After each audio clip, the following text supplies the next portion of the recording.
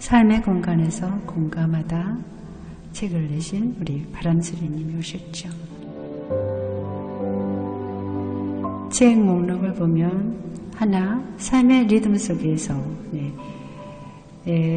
목록에서 많은 글을 써주셨고요. 또 두 번째 제가 목록을 폈습니다. 사계를 보내며.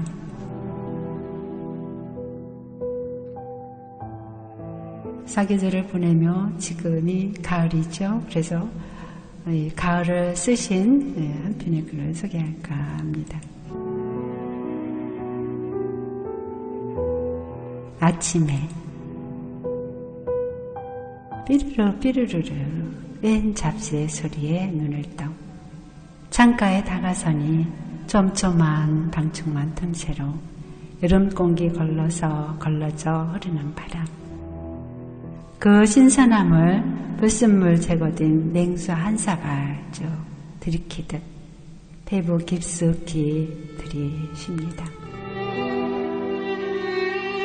머리 드니 눈 시리도록 퍼런 하늘 저 끝 편들이 높게 뜬 용비늘 구름 사이로 따사로운 가을빛 햇살 샤워.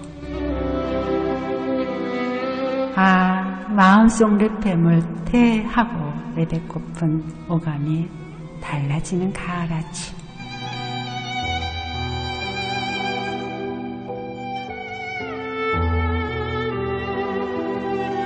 아마도 오늘의 아침도 이러셨을지 않을까 생각을 합니다.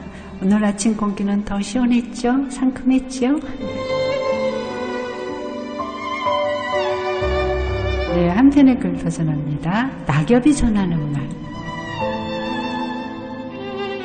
솥을 바람으로 흔들지 마세요. 차라리 바람 없는 어느 고요한 날에 나 스스로 쓸쓸함에 못 이겨 떨어질 테니.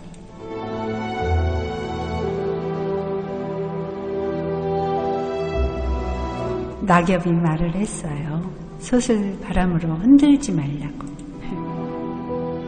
차라리 바람 없는 어느 고요한 날에 나 스스로 쓸쓸함에 못 이겨 떨어진다고 합니다.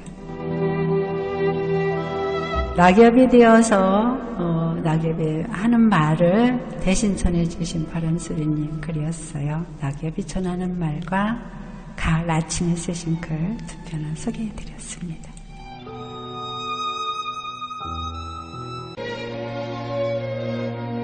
삶의 공간에서 공감하다.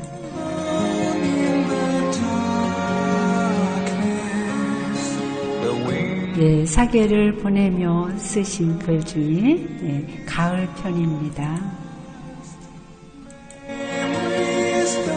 상강이. 이 글을 이렇게 읽으면서 그래 우리 나이가 이때야 라는 생각을 지금 막 했어요. 상강이. 큰 강을 바라보면 겉모습은 정지된 듯 보이지만 유속을 못 느낄 뿐 물살은 강바닥을 유유히 흐르고, 포근한 가을이라 계절이 그 자리에 머문 줄 알았는데 가을 끝 산자락마다 소리를 하얗게 품고 있네. 마음이 늘 푸르러 영원한 청춘인 줄 알았더니 내 나이 어느새 초로에 와 있고 명경에 마주하니 드문드문 보이는 흰머리가 상강에 내린 서리발과 같구나.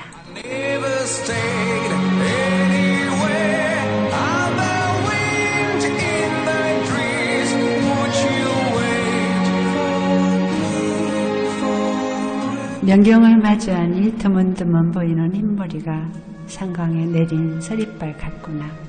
공감하시죠?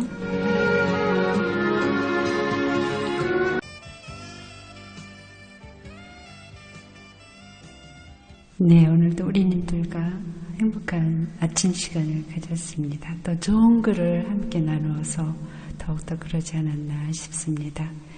삶의 공간에서 공감하다. 이 책을 우리님들께 소개해드렸어요. 한 편을 더 소개한다면 물들어간다. 물들어간다는 것은 아마도 서로에게 익숙해져 가는 게 아닐까 싶기도 해요. 물들어간다. 훈풍의 바람싹을 틔우면서 나무마다 자라온 잎들이 폭염과 비바람을 견디며 오늘에 이르러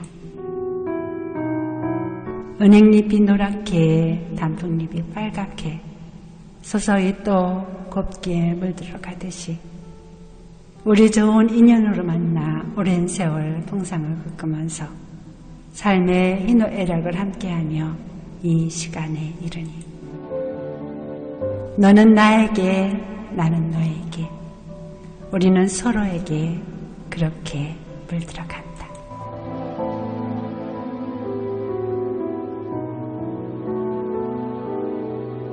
이글 또한 참 마음에 와닿죠. 네, 공감합니다.